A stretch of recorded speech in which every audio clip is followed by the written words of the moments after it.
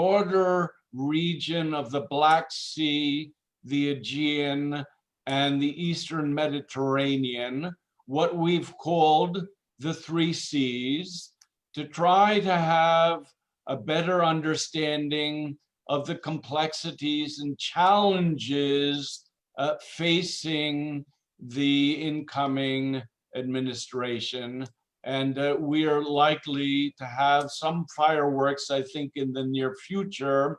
And fortunately, we're joined by a very talented and capable and experienced panel of experts from the United States and Greece via Constantinople to help us sort out what's likely to happen both in Washington, D.C.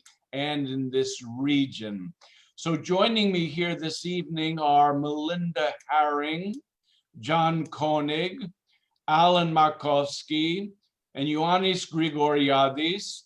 I have to say that Melinda, John, and Alan have featured at least once in previous Dukakis Center events, so they're no strangers to the audience which attends the various sorts of things that we do here.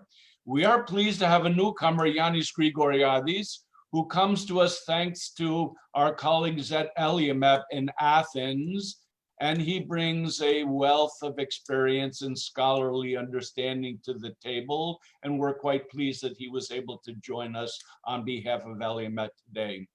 So we'll start the evening with a short round of more or less prepared statements on the interests and the policy options open to the incoming administration in the Black Sea, in the Eastern Mediterranean, and then by default in the Aegean, bearing in mind that we're not interested solely in Greek-Turkish relations. That's a subject we've considered with at least one of our panelists in the past, but we'd like to have a sense of how complex and difficult our broader region is beyond the confines of a bilateral relationship such as that as Greece and Turkey.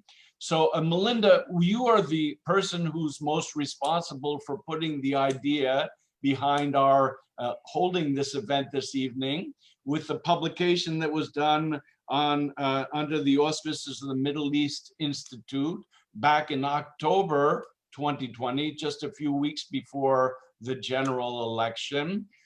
Your publication had to do with US interests in the Black Sea. And I noted that it's a zone of competition, and it's a zone where great powers are vying for some sort of advantage over one another. So perhaps you'll get started and help us understand what's happening in the Black Sea today and what the Biden administration is likely to face. Sure. Thanks, David. It's great to be with you. I prefer to be in Greece, but I'll take Zoom any day.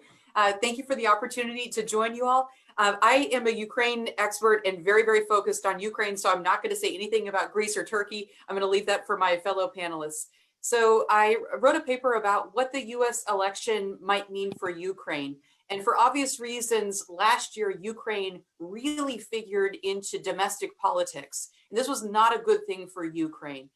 Ukraine does not want to be in the middle of a major impeachment fight.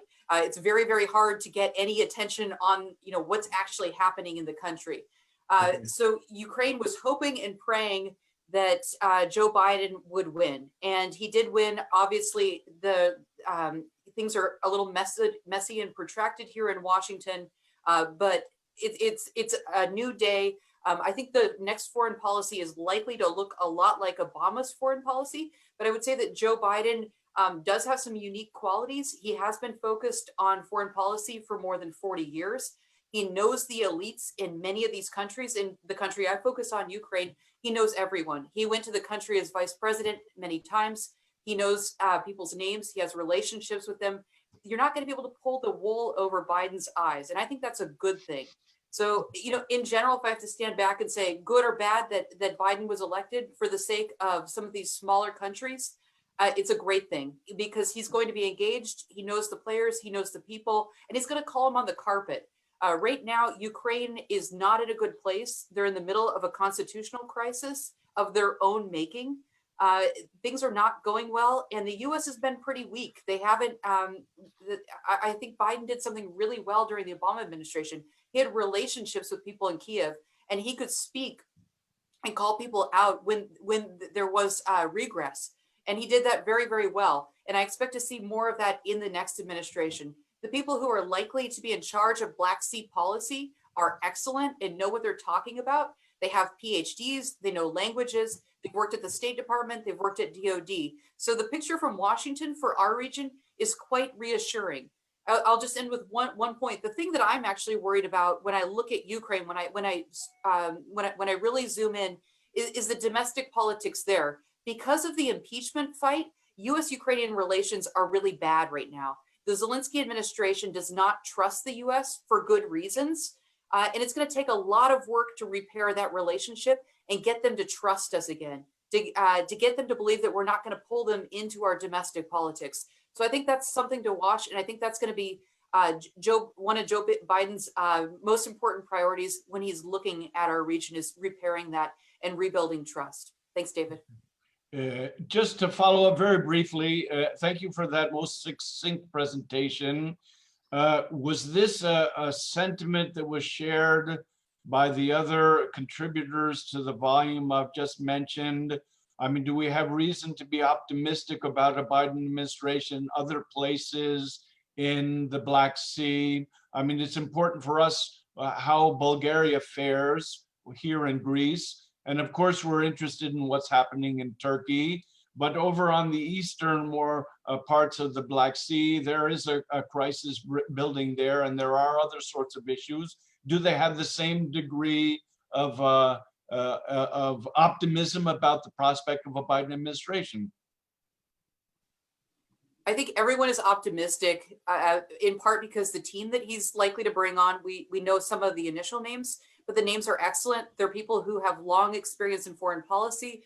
They're people who are committed to using American power for good. I know on the specific, on the Black Sea, the person who's likely to be in charge of Russia-Ukraine Black Sea policy has said that a Biden administration would ramp up lethal aid to Ukraine. They'd send anti-ship missiles and patrol boats to help Ukraine keep its coastline from Russian attack. And they'll continue to send U.S. military trainers and keep pushing on reform. So I think broadly, though, people are really optimistic that the new administration is going to be engaged in all the right ways. Okay, excellent. That was extremely useful here. And hopefully we'll hear similar sorts of optimism as we go through the panel with these opening remarks. I turn now to a dear friend and a sports fan, Alan Makovsky, who first came to participate in an event that we did back in the summer of 2015. Alan has expertise in the southernmost flank of our field of operations this evening, let's say the Eastern Mediterranean, interest in what's happening in what the region we call the Middle East, and of course a great expertise practically and scholarly in Turkey. Alan, you have a sense also that there's going to be some transformation, but a positive transformation in US policy in the region I've asked you to speak about today. Yeah, well, first of all, thank you very much. It's great to be back virtually, at least, at the Dukakis Center. I guess I should explain to the audience the sports reference. David and I root for rival teams. And for a number of years now, we've been sending one another YouTube videos recalling times when our team beat the other one's team. Unfortunately, there's been no new videos to send for either of our teams for quite a few years. And it has nothing to do with partisan politics either. No, nothing to do with partisan politics. So, yes, look, first of all, I really agree with Melinda's assessment about Biden overall. Biden is going to be the most foreign policy experienced president we've had since George Bush the father. He was former chairman of the Senate Foreign Relations Committee. I think we can say that he is a cautious guy. He's a pragmatist. Pragmatists are a little unpredictable because you're not sure exactly what they'll consider pragmatic at a given time. But, you know, I think based on memoir materials, we know a lot about what where Biden stood during the Obama administration. He opposed the US intervention in Libya. He opposed the surge in Afghanistan. He opposed actually the raid on bin Laden's compound, not because he was against taking out bin Laden, but because he thought it was a potential problem in terms of relations with Pakistan. And also, I think he wasn't quite sure whether it would work. He also was cautious regarding Mubarak. He wanted to let Mubarak down gently. He was not in the camp that said, demand he resign now. So this gives you a sense about him. You know, I think there's so much to say about the Med. I mean, the Med is a much more complex place, the Mediterranean. It's so much more complex than it was, let's say, when Barack Obama first took office. Just thinking about over the past decade, we've had the eruption of the Syria problem, the fighting in Libya. We've had the emergence of Russia as much more of a naval power in the Mediterranean, including a number of submarines recently, which theoretically, according to the Montreux Convention, they shouldn't be allowed to do, but Turkey rarely calls Russia out on these things. There's a little bit more of an Iranian presence in the Mediterranean. There's been the discovery of gas, as we know, in Cyprus, Egypt, Israel. These are the largest hydrocarbon discoveries in the world in the past 10 to 15 years. We've certainly had, I think because of Libya, because of the gas, there's more Mediterranean relations between the South and the North than there has been. I mean, we have, for example, the Eastern Mediterranean Gas Forum. You have 3 EU members, 3 Arab states, plus Israel. There used to be, I guess Ferdinand Brodel would be happy. I mean, it used to be a much thicker dividing line between North and South, and the sides are kind of bleeding into one another now. And of course, I think maybe arguably the biggest development is that we have a much more assertive Turkey. And Turkey has intervened. Probably your audience is familiar with Turkey's various interventions in recent years in Syria and 3 times, and in Libya, and recently in the Nagorno-Karabakh, and having bases, which is something quite new for Turkey, far afield in Somalia, and of course in Qatar, and quite a few bases, not that don't receive a lot of attention, in northern Iraq. And Turkey is a dynamic, assertive power. It is developing its own military industrial sector, and it is producing its own armed drones. I mean, I remember when I served as a staffer on the House Foreign Affairs Committee, which wasn't all that long ago, a little over a decade ago, the US more or less had a monopoly on armed drone technology, and we weren't selling to very many, and Turkey wanted to buy, and we didn't sell to them. We didn't sell to many other allies. Now they're producing their own, and they've had a dramatic impact in Libya and of course in Nagorno-Karabakh. So let me just briefly, so what will Biden do with these various problems he'll inherit? I'm just going to be very quick. Look, in Syria, I think all indications are that he will more or less maintain the current policy of a small US military contingent in Northeast Syria, working with the YPG. It's a source of great problems with Turkey because Turkey sees the YPG, not without reason, as closely linked to the PKK. in Libya, I think it's going to be hard to avoid some kind of involvement in Libya diplomatically. Germany has been carrying the load to this point, but the US has friends on both sides of the issue. There's Italy and Turkey. And remember, Turkey, for all the US-Turkish problems, Turkey's still a NATO ally. They're on one side. On the other side, you have many of our Sunni Arab friends, Egypt, UAE, as well as Russia. I do think, there's been a lot of talk about the US leaving the Middle East. I don't think that's going to happen. As the old saw goes, you may not be interested in the Middle East, but the Middle East is interested in you. So, there's always going to be terrorism concerns. There's also, though the US itself is more or less energy independent, depending on the day, but basically we are. Our allies in Europe are not. And the Middle East is the source of much of their energy. We certainly don't want to encourage our allies to be dependent on Russian energy. And we will continue to be interested in the Middle East, I think, for that reason. And just lastly, on Turkey. Again, I think there are many, many issues where the US has a disagreement with Turkey.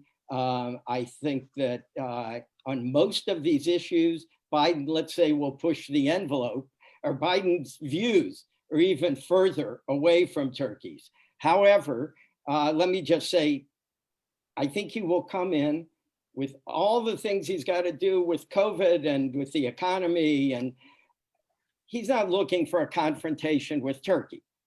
However, one more however, I think it's unavoidable. I think initial problems are unavoidable. Three main reasons. First of all, Biden has consistently emphasized that human rights will be at the core of his foreign policy. Okay. That doesn't mean that everything will be based on human rights, but it means he will talk about it. Trump never talked about human rights in Turkey. As a matter of fact, he praised Erdogan's governance in Turkey. So that's one issue. Second of all, Trump fought for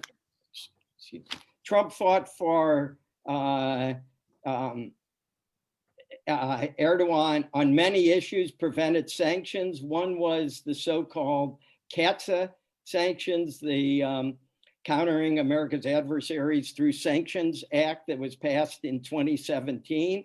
It was called for sanctions on any state that purchased arms, made a significant transaction with the Russian defense or intelligence sector. Turkey bought S-400 air defense equipment. They should have been sanctioned under the law. They haven't been. I think it will be hard for Biden to avoid sanctioning them. And lastly, the Halk Bank. There is a prosecution against Halk Bank, which is a state-owned Turkish bank. Trump tried to block this. Biden will certainly pursue the traditional approach of not interfering with Department of Justice prosecutions. And I think this will go forward, and it's going to be a big problem for that bank and for the Turkish economy. I'll stop there. Thank you. Okay.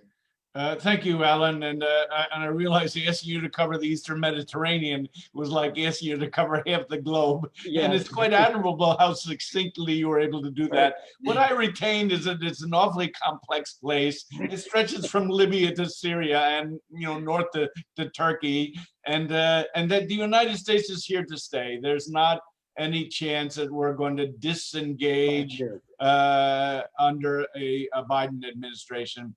Okay, well, we have a local participant here, Ioannis Grigoriadis, a Greek scholar who teaches at Sabancı University in Constantinople. I'll be politically correct here. And he's representing LEMF, the major think tank in Greece with which we've had the pleasure of cooperating and collaborating in the past, including most recently with an exclusive interview we did of Michael Dukakis just a few days after Election Day. So Ioannis, you've heard some things from our initial American colleagues here. Are we shaking the tree a little bit? Are we surprising you? Are you hearing reassuring things?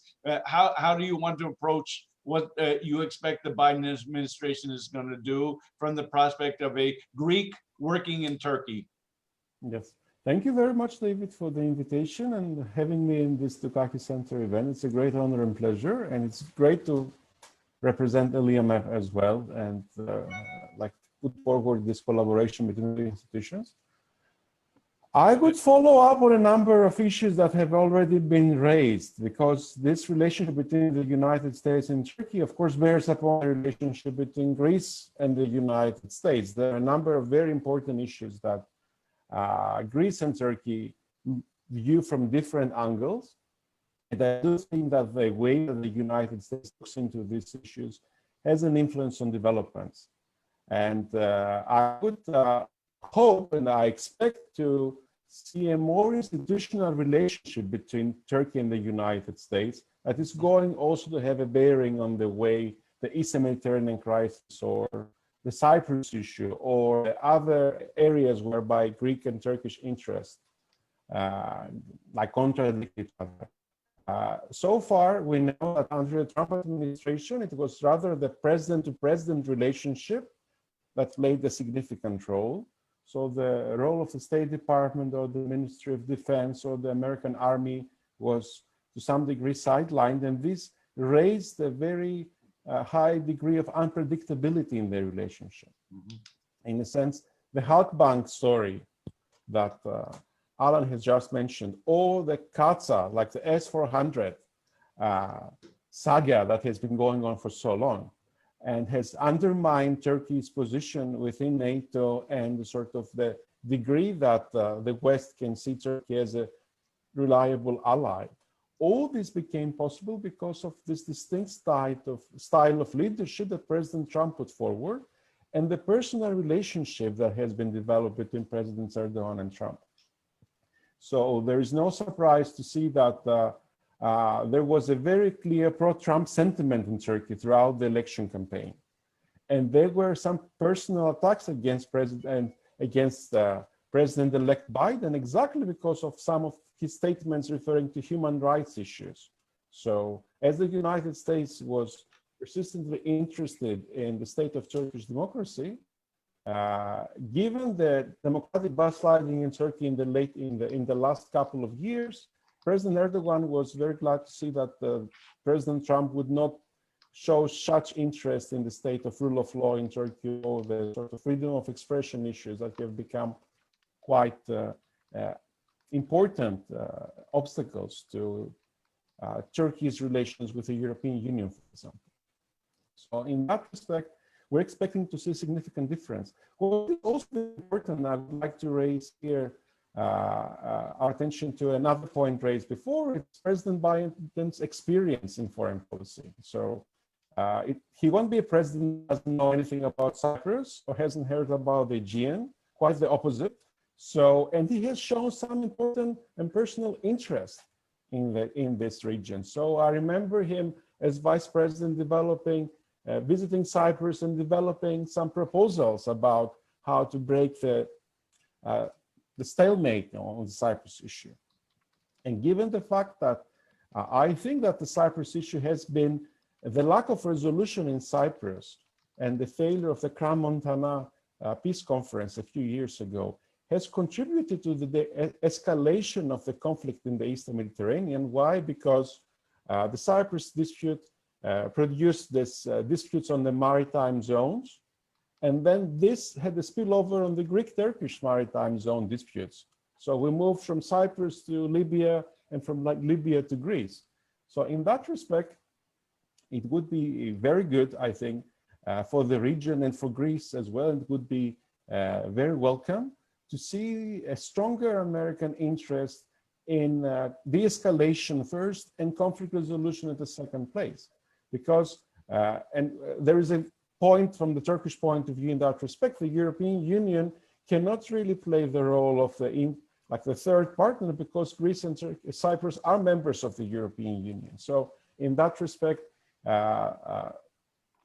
maybe Germany could play that role, but I do think that the United States has a stronger role to play, and an American involvement in restarting the peace process in Cyprus and pushing the Greek-Turkish disputes over the Aegean and the Eastern Mediterranean towards abdication according to international law, this could be a very good proof that the United States is not abandoning the region, but has a strong interest in preventing conflict and creating an environment whereby American, Greek, and Turkish and Cypriot interests and Israeli interests and Egyptian interests can be served together. Thank you. Okay. Thank you, Ioannis. We had a little bit of problem with the camera, but the sound was quite good, and I thought you were able to respond succinctly and with some precision to the comments that you've heard previously. I sort of reserved the last slot in the first round to the person among us who has the most experience. I don't want to say is most aged, that would be unfair, but certainly as a practitioner who's had to deal with this multitude of complex issues that we've been describing thus far. He ended his long career in the Foreign Service as U.S. ambassador to Cyprus, and he's spoken at the Dukakis Center on 3 occasions recently about U.S. interests in this part of the world. To say we have a dear memory of John Koenig in Thessaloniki because he was our consul general for 3 years in a very difficult period of time. The early 2000s in Greece was not the best of times, but John just was a great colleague and a great American here. I'm so pleased that you accept our invitation. John, what do you think? Are you hearing things that encourage you here? Have you been inclined to mark up your text and say, I've got to start all over again? Or are we confirming things that you really think we're likely to see with the incoming administration of Joe Biden? Well, thank you very much, David. And it's really great to be with you and to be with in this Dukakis Center event. I will just say that I do have fond memories of my time in Thessaloniki at the beginning of this, I guess, century. And a lot of it's about my friends, and you were a very good friend. It was a little bit rough coming in just after the Kosovo bombing campaign, and as we were getting ready to launch the invasion of Iraq. Not wildly popular policies in Greece or the region, but you were a great friend, and I loved it. What I have heard is in some ways in line with what I think, but I would like to start by just kind of setting a broader framework for the Biden foreign policy, which I think may... That was a very interesting slip, John. This administration. Well, I think it is an interesting slip because I think what we're going to have is, in many ways, a retread of Obama. I mean, if you look at the personnel, they are Obama veterans. Some of them go back to earlier Democratic administrations, it's true, but Obama was their last experience in office.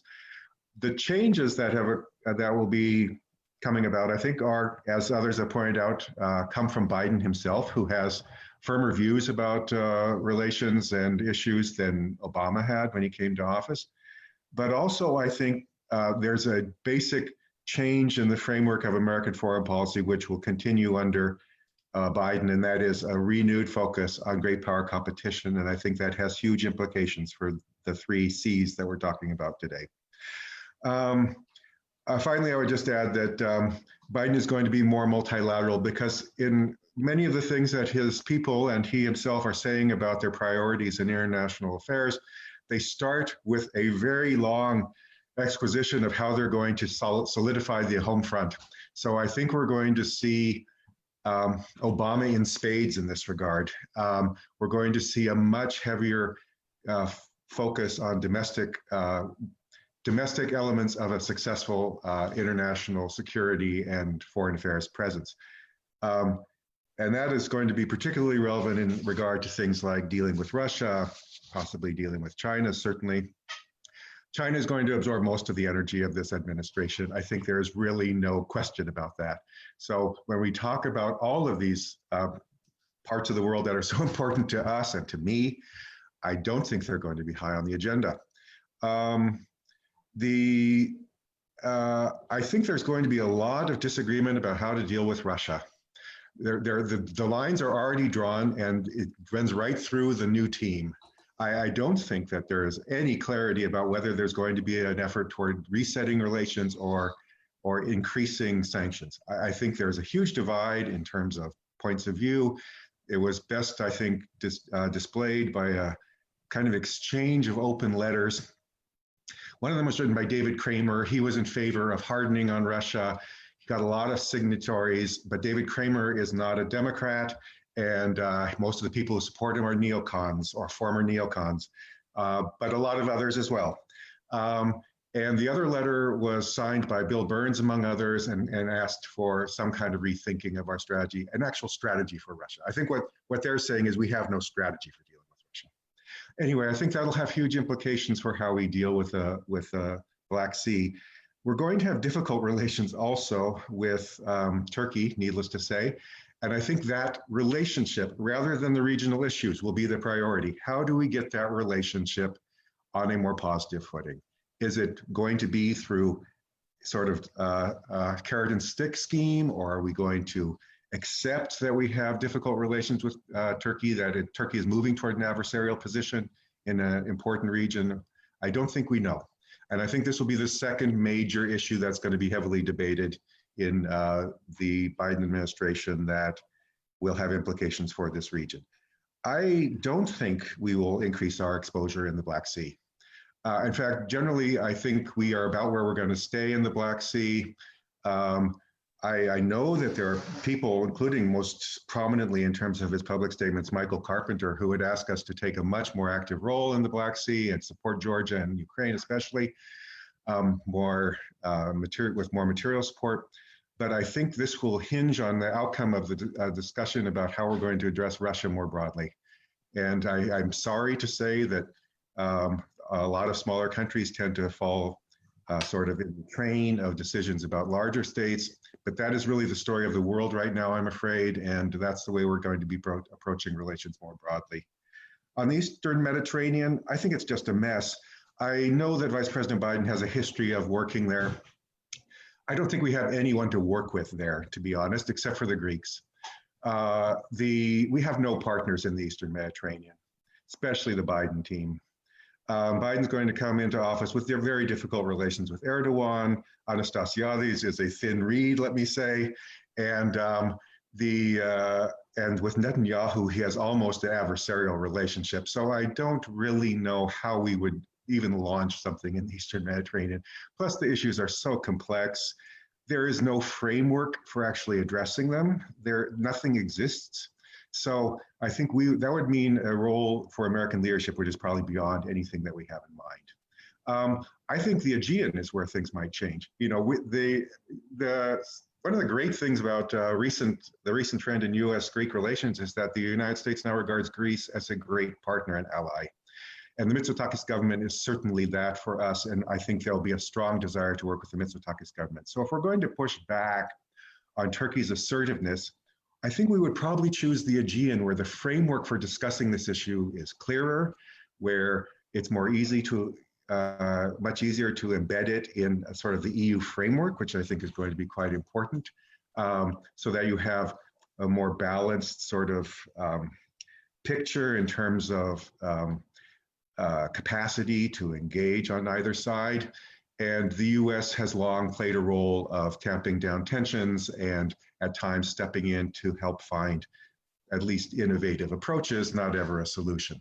So I don't think they'll want us to be front and center, but I imagine that the US will probably step in. I would think if we're going to take on one of these issues, we would probably start with the Aegean, try to get tensions way down there and more discussion between Greece and Turkey, probably through the Germans or some other third or fourth party. And then if that proves to have some potential, then we might move on to the Eastern Mediterranean.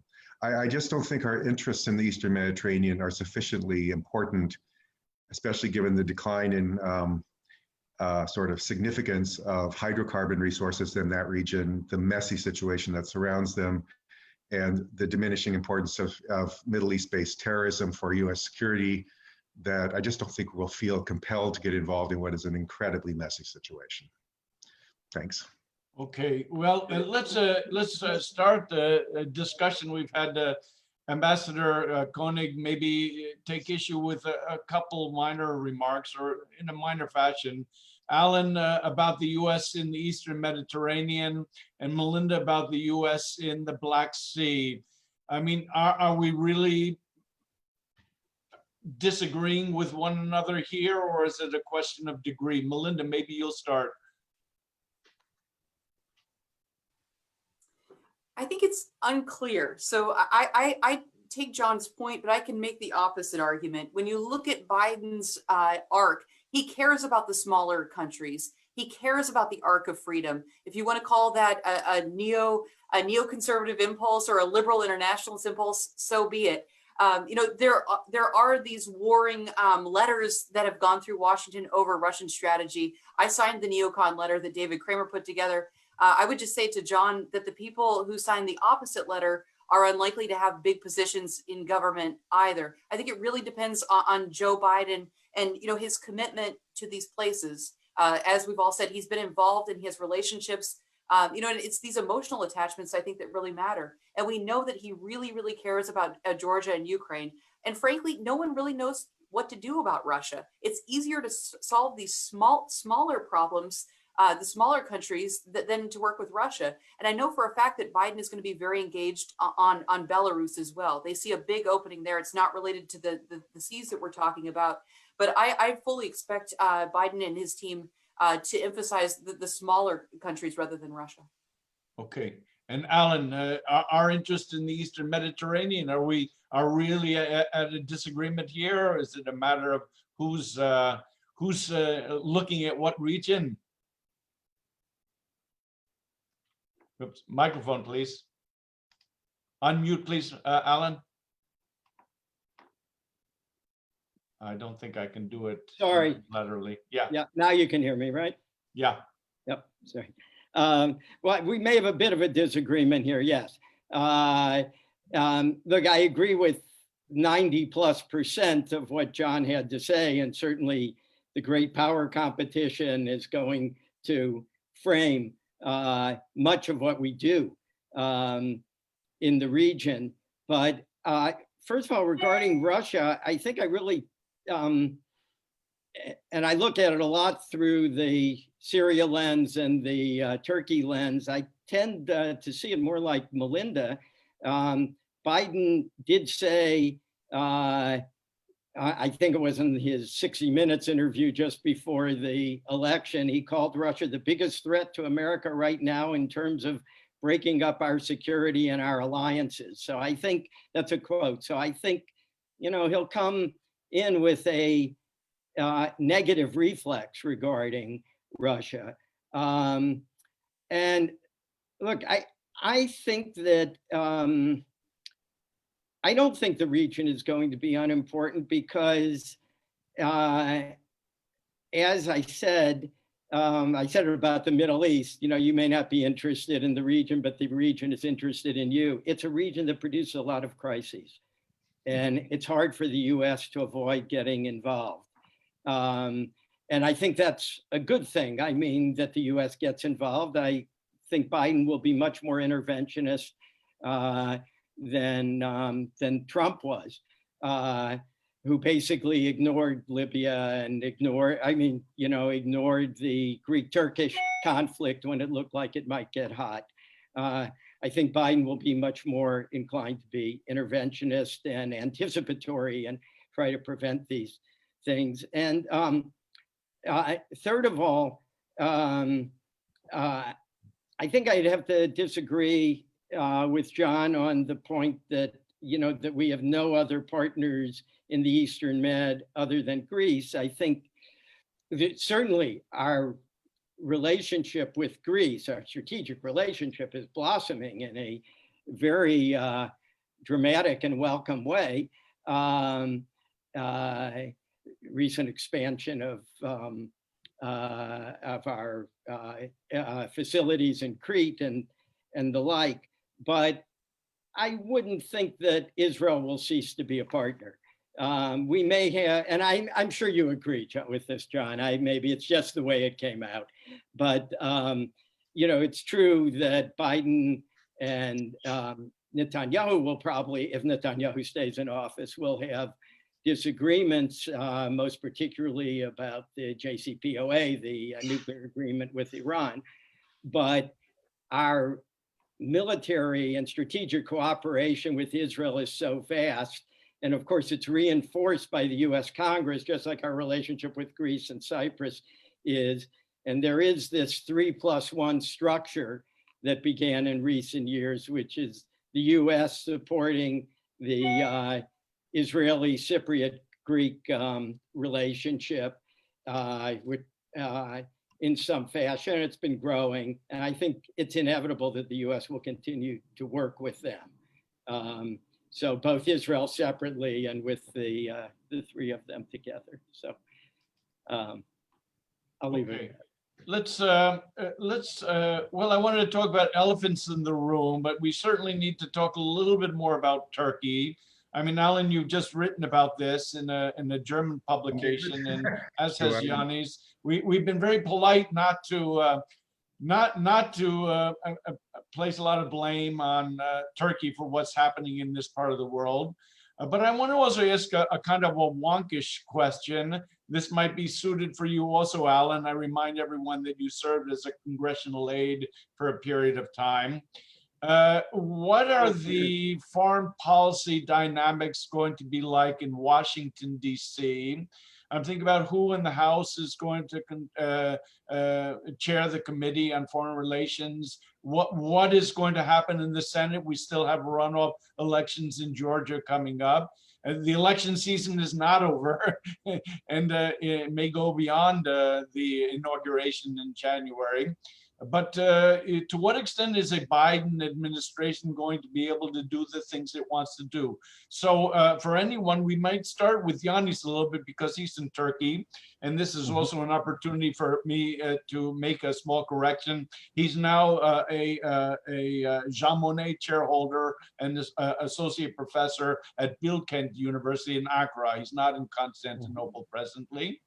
What are we looking at from the point of view of Turkey? Let's just focus for a brief moment, maybe a 5-minute exchange here on Turkey, and then think among the Americans about what the foreign policy dynamic is going to be in Washington, at least for the next 2 years until we have midterm elections in 2022. We have elections all the time. We're a sick people. What can I say? We love it. It keeps us in business, right? Elections and crises somewhere in the world. Ioannis, what do you think? You've heard a little bit about Turkey, but maybe not enough.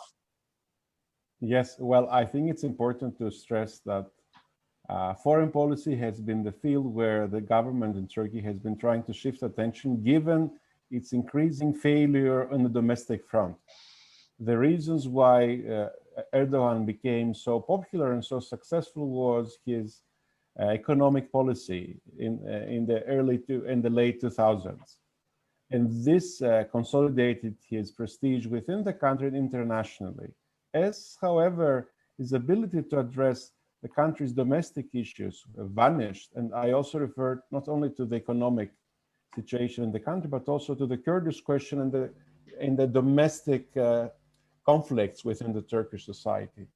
Then I think he found an opportunity to shift attention on foreign policy because he rightfully diagnosed a decreasing interest of the international community in the Middle East, maybe a decreasing interest of the United States in the Middle East, or a decreasing willingness on the side of the United States to take risks.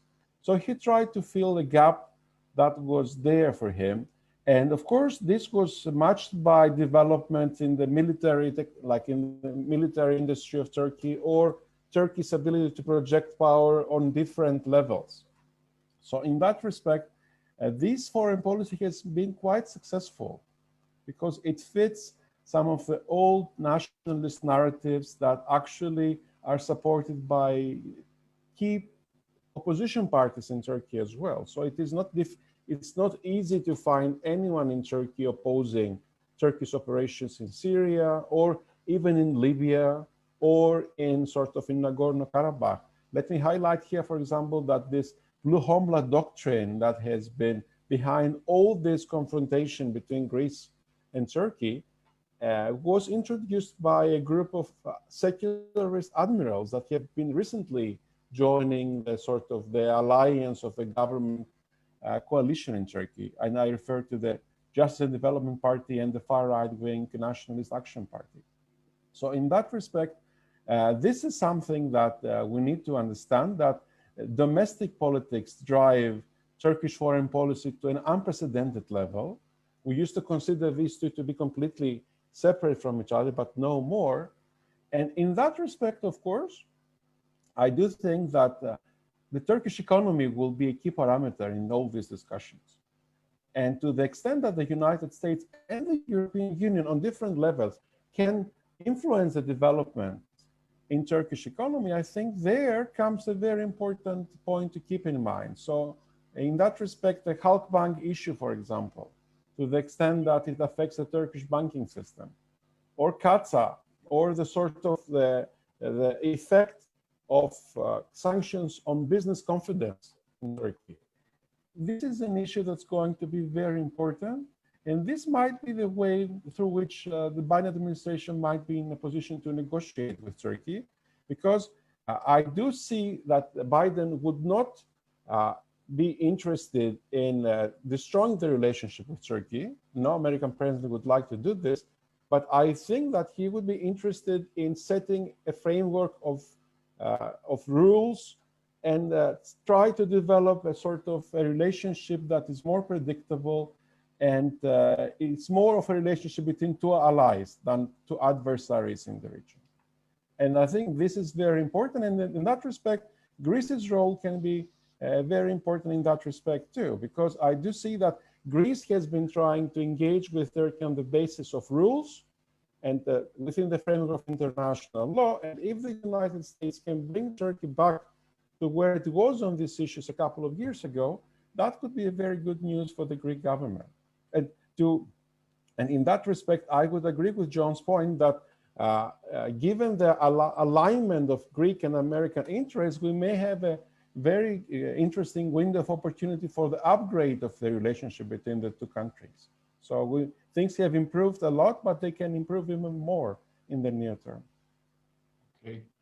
You had a request. John wanted to respond because we took issue with some of his statements here. And maybe you want to follow up a little bit on some of Ioannis' observations on Turkey, or Turkey's role in the region. And we're thinking Black Sea to Eastern Mediterranean. Turkey's in the middle of that. We're really, sort of focusing on some aspect of Turkish foreign policy in an event like this. John, what do you think? Well, I appreciate Ioannis's sort of last statement and all that he said about the importance of crafting a different kind of relationship with Turkey. We haven't had a Turkey policy during the Trump administration. We've had two sort of separate strands of policy. One was sanctioning Turkey, and the other was giving them sort of a get out of jail free card. So this was extremely confusing, I think, for everybody involved, including all the Americans who care about the U.S.-Turkey relationship.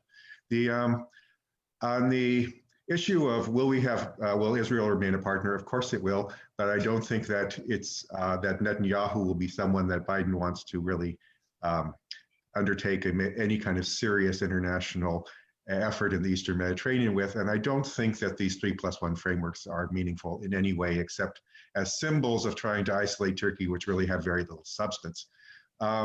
These 3+1 arrangements have not really produced anything that except reaction and repeated reaction on the various sides that this is an effort to isolate Turkey, and Turkey's not going to accept this, and we're going to reinforce it. It's basically three countries with difficult relations with Turkey trying to get together and pull in anybody from the outside in order to make it harder for Turkey.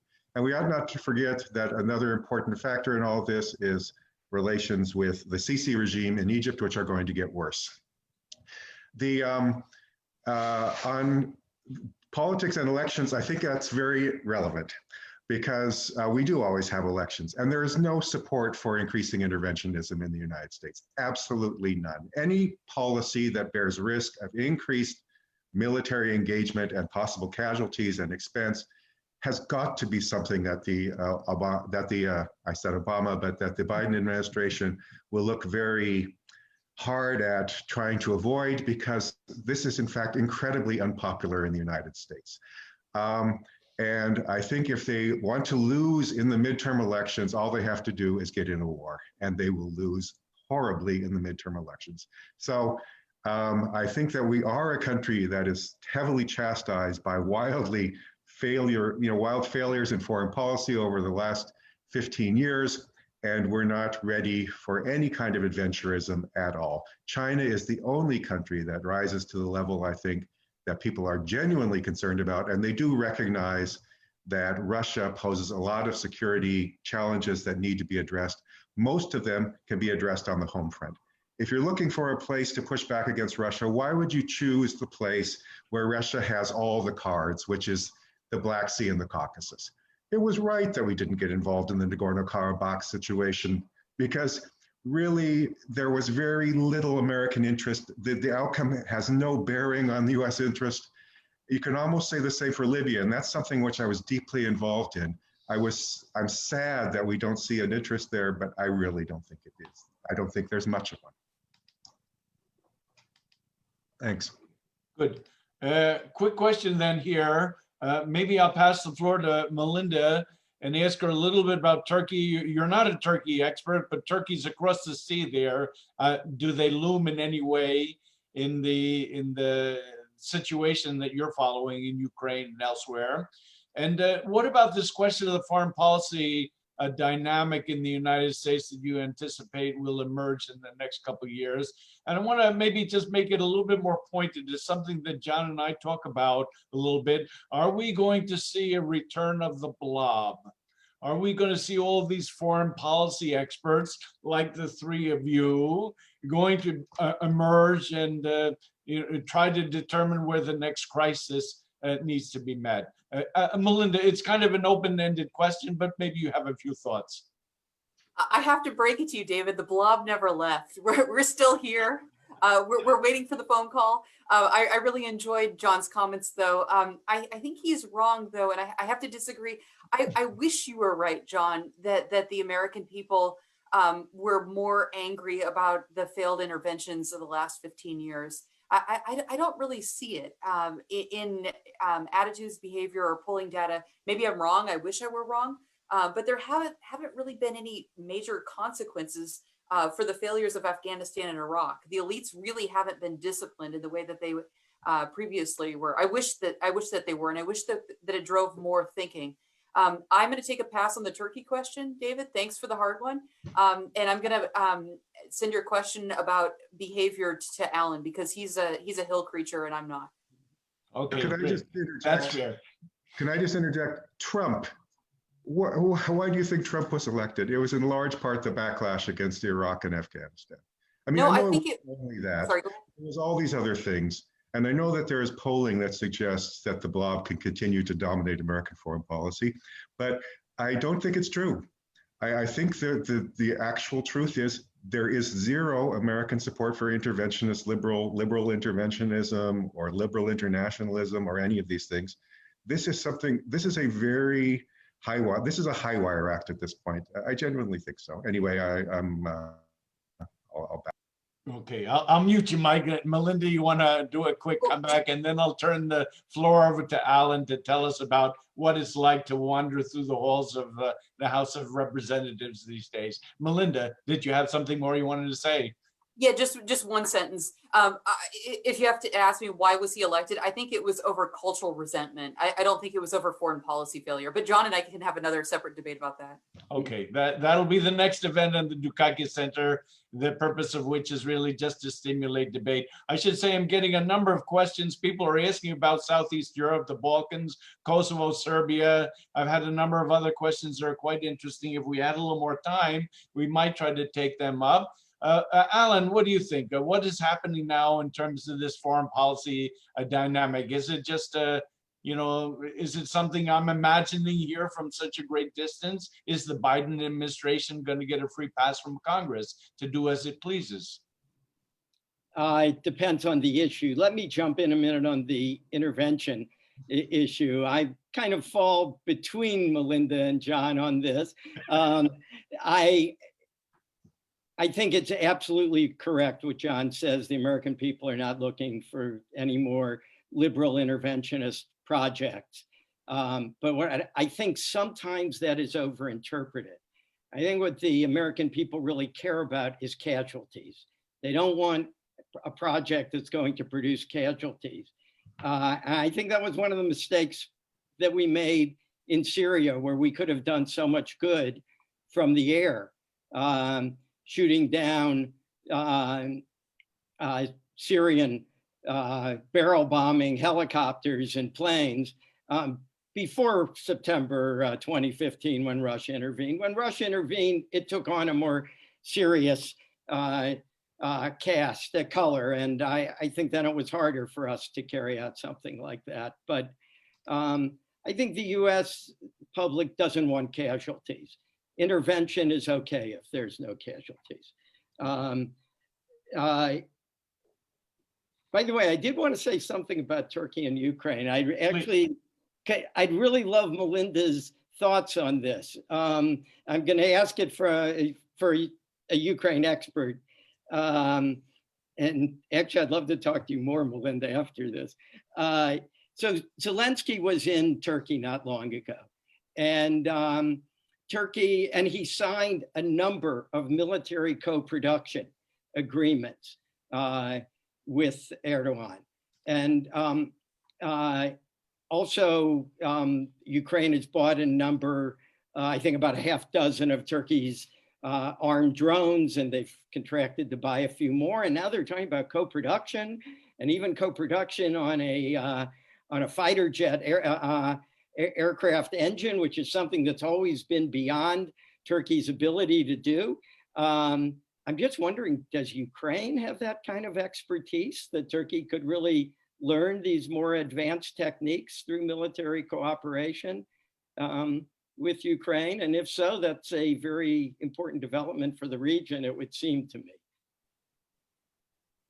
So I'm asking you, Melinda, actually, if that's a fair question. I mean, do you think Ukraine has that sort of technological skill that Turkey could benefit a lot?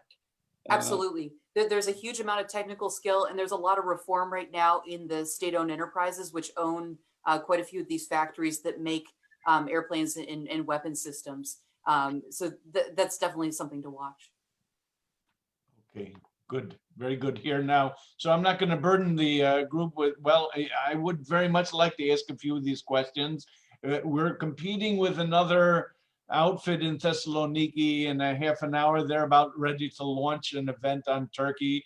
And I'm happy to say we've had quite an extraordinary turnout by our standards here. We have a good number of people watching on the Zoom platform. I have 2 classes of students watching on Facebook Live. And I think that's a testimony to the talent and public speaking skill of our panelists as much as anything.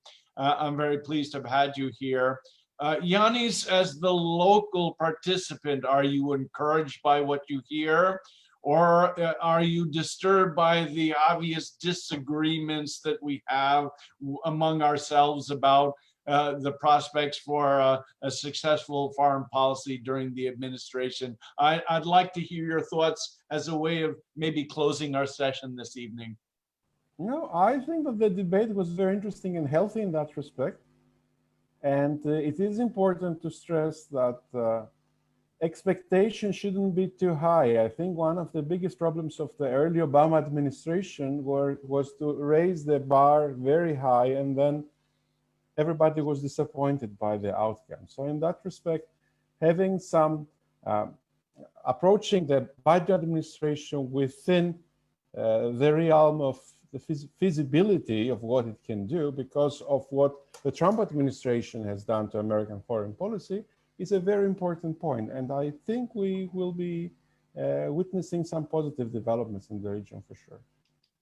Okay, that's great, guys. Now we've said a few things about China, and so to wet your whistle, we are about to launch a rather interesting collaboration with the Manchester China Institute, University of Manchester, and we will host a webinar on China and the world after COVID-19 on March 10th. We've just initiated the agreement with our partner there. And obviously, I think we're going to be watching China more carefully. It would be interesting to pursue a little bit more to get your feeling on the degree to which China is going to be problematic in the regions we've been discussing today. But I guess we'll have to leave that to another time. Then I will say the Dukakis Center will host an event on January 18th, a discussion on the notion of a peaceful transfer of power. And this will be just 2 days before the inauguration of Joe Biden as the next president of the United States. And that's something you'll want to look forward to. And we will do a virtual premiere of a documentary we actually produced a couple years ago, but have been stymied in our attempts to show publicly owing to the outbreak of COVID-19 in Greece and the other parts of the world where we have colleagues collaborating. So that will be something worth looking forward to, I think, in the coming weeks and coming months. There's much more.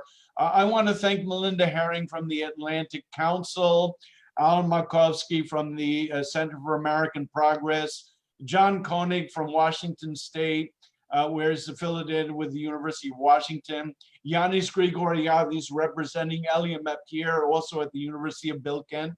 I'm David Wisner, Professor of International Relations at ACT, the American College of Thessaloniki, the Director of the Dukakis Center. We've just completed 21 years of public service initiatives this year under really trying circumstances, and our successes come thanks to people like you who participate in our events. So I'm signing off. Thank you all to our audience for attending, for posting your questions, for staying with us to the bitter end. We'll see you again after the holidays. Be safe, be healthy. Bye then. Thank you, everyone.